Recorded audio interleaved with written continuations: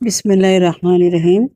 ذات کے خالی پن کا مذاق یاسمین مجاہد کی کتاب پارٹ نمبر 62۔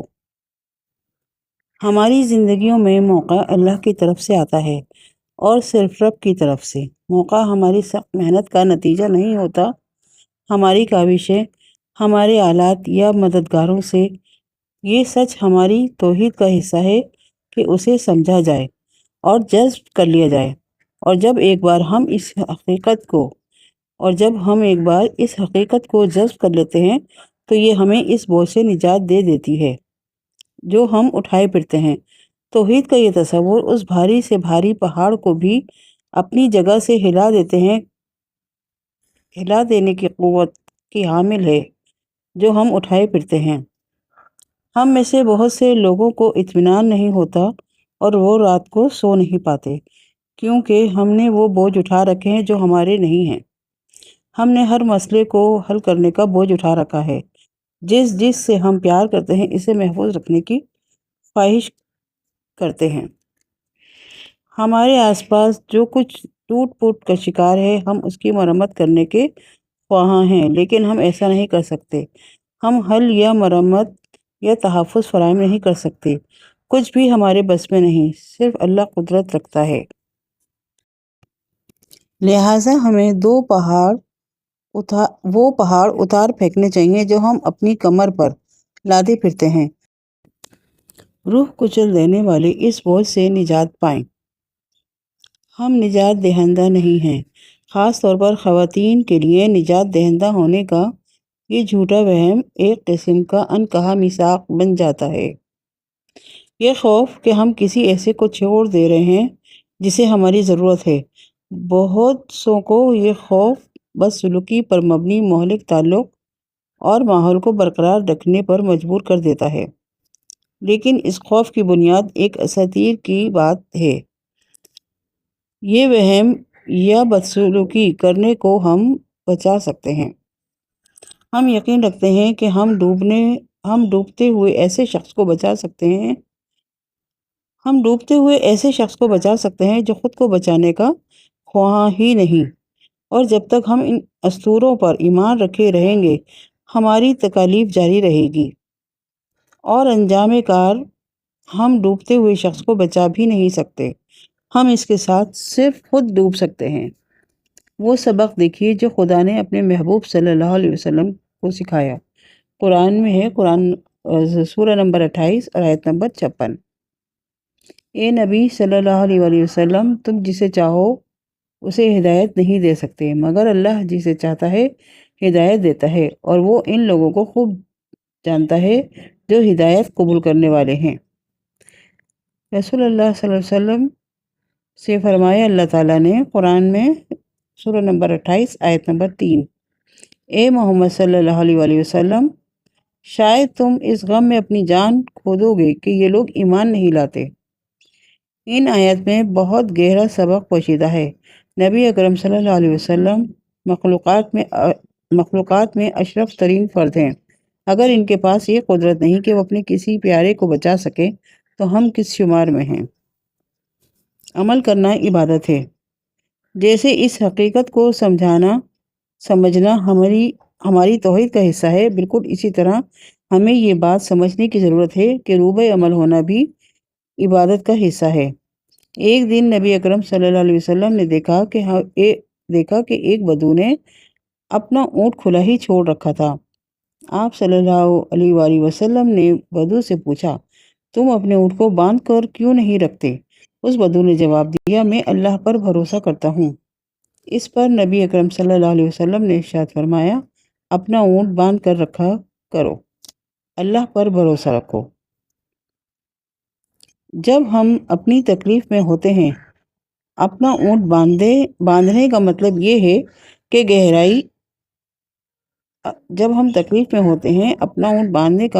ہے کہ گہری کھدائی کر لیں۔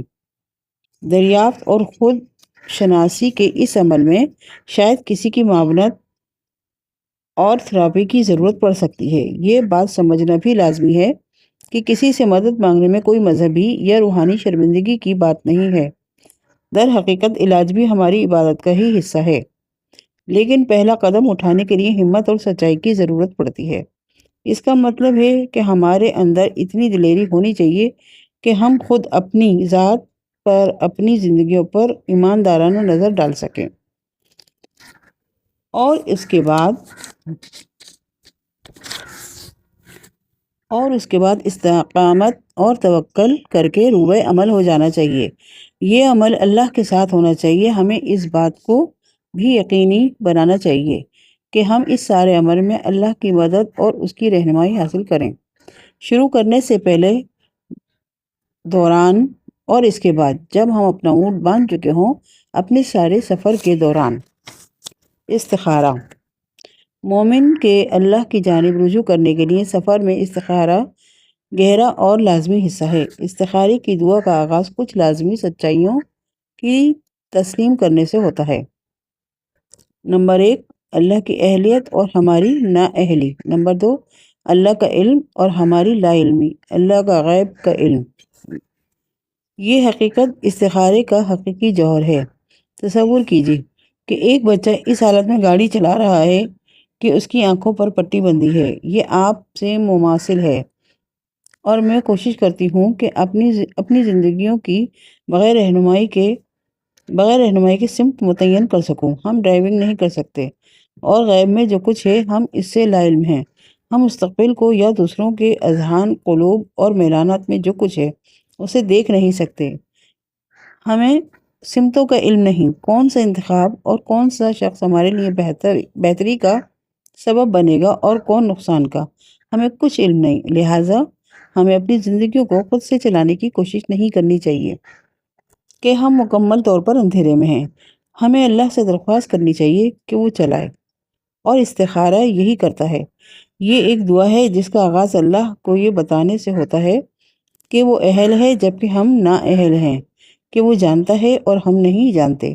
پھر ہم آگے بڑھتے ہیں اور اس سے رہنمائی مانگتے ہیں کہ وہ معاملات اور ان کے نتائج کے متعلق ہدایت فرمائے۔ ہم کسی خواب، کوئی نشانی کی طلب نہیں کرتے، ہم اللہ سبحانہ تعالیٰ سے درخواست کرتے ہیں کہ وہ گاڑی کا اسٹیئرنگ سنبھال لے۔ استخارہ کیا جائے، اس کے لیے آپ صلی اللہ علیہ وآلہ وسلم نے ارشاد فرمایا کہ اگر تم میں سے کوئی کام کرنے کا ارادہ کرے تو اسے 2 رکعت نفل نماز ادا کرنے کے بعد یہ دعا پڑھنی چاہیے۔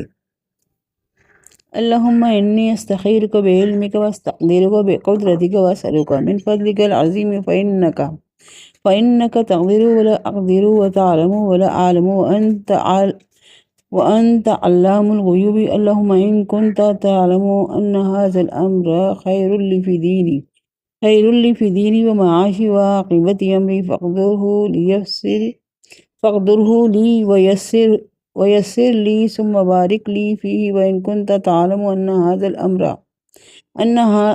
هذا الامر شر فی دینی ومعاشی وعاقبت امری فاصرفه عنی واصرفنی عنہ واقدر لی الخیر حیث کان ثم اردنی بہ۔ اے اللہ، میں بھلائی مانگتا ہوں تیری بھلائی سے، اور تو علم والا ہے، مجھے علم نہیں، اور تو تمام پوشیدہ باتوں کو جاننے والا ہے۔ اے اللہ، تو جانتا ہے کہ یہ کام میرے لیے بہتر ہے، میرے دین کے اعتبار سے، میرے معاش اور میرے انجام کار کے اعتبار سے۔ یہ دعا میں یہ الفاظ کہیں جو کام کا ذکر ہے۔ اگر یہ میرے حال میں میرے مستقبل کے لیے بہتر ہے تو اسے میرے لیے مقدر کر دے، اور اگر تو جانتا ہے کہ یہ کام میرے لیے برا ہے، میرے دین کے لیے، میری زندگی کے لیے اور میرے انجام کار کے لیے، پھر یہ الفاظ کہے کہ اگر یہ میرے حال اور مستقبل کے لیے بہتر نہیں ہے تو اسے مجھ سے پھیر دے، اور مجھے اس پھیر دے اور میرے لیے بھلائی مقدر کر دے جہاں کہیں بھی ہو وہ اور پھر مجھے اس سے مطمئن کر دے۔ میرے لیے بھلائی مقدر کر دے جہاں کہیں بھی ہو، اور پھر مجھے اس سے مطمئن کر دے۔ یہ دعا کرتے وقت اپنی ضرورت کا بیان کر دینا چاہیے۔